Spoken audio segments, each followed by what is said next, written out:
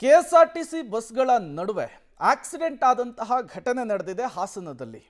ಎರಡು ಬಸ್ನಲ್ಲಿದ್ದಂತಹ 25ಕ್ಕೂ ಹೆಚ್ಚು ಮಂದಿ ಪ್ರಯಾಣಿಕರಿಗೆ ಈ ಆಕ್ಸಿಡೆಂಟ್ನಲ್ಲಿ ಗಾಯ ಆಗಿದೆ ಅನ್ನೋದು ಗೊತ್ತಾಗ್ತಾ ಇದೆ. 8 ಮಂದಿ ಪ್ರಯಾಣಿಕರಿಗೆ ತುಂಬಾ ಗಂಭೀರವಾಗಿ ಗಾಯವಾಗಿದೆ ಎನ್ನುವಂತಹ ಮಾಹಿತಿ ಸಿಗ್ತಾ ಇದೆ. ಓರ್ವ ಬಸ್ ಚಾಲಕನ ಸ್ಥಿತಿ ತುಂಬಾ ಕ್ರಿಟಿಕಲ್ ಅಂತೆ. ಹಾಸನ ಜಿಲ್ಲೆಯ ಸಕಲೇಶಪುರದ ಮಾರನಹಳ್ಳಿ ಬಳಿ ನಡೆದಂತಹ ಘಟನೆ ಇದಾಗಿದೆ. ಬೆಂಗಳೂರಿನಿಂದ ಮಂಗಳೂರಿಗೆ ತೆರಳುತ್ತಾ ಇದ್ದಂತಹ ಕೆಎಸ್ಆರ್ಟಿಸಿ ಬಸ್ ಇದು. ಧರ್ಮಸ್ಥಳದಿಂದ ಬೆಂಗಳೂರಿಗೆ ಬರ್ತಾ ಇತ್ತು ಮತ್ತೊಂದು ಕೆಎಸ್ಆರ್ಟಿಸಿ ಬಸ್.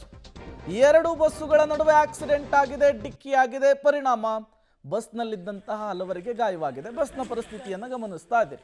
ಸಂಪೂರ್ಣವಾಗಿ ನಜ್ಜುಗುಜ್ಜಾಗಿ ಹೋಗಿದೆ ಮುಂಭಾಗ.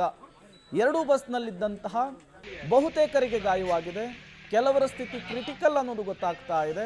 ತತ್ಕ್ಷಣಕ್ಕೆ ಎಲ್ಲರನ್ನೂ ಕೂಡ ಆಂಬ್ಯುಲೆನ್ಸ್ ಮೂಲಕ ಸ್ಥಳೀಯ ಆಸ್ಪತ್ರೆಗೆ ರವಾನಿಸುವಂತಹ ಕೆಲಸ ಆಗಿದೆ. ಹಾಸನದ ಸಕಲೇಶಪುರದಲ್ಲಿ ನಡೆದಂತಹ ಆಕ್ಸಿಡೆಂಟ್ ಇದು.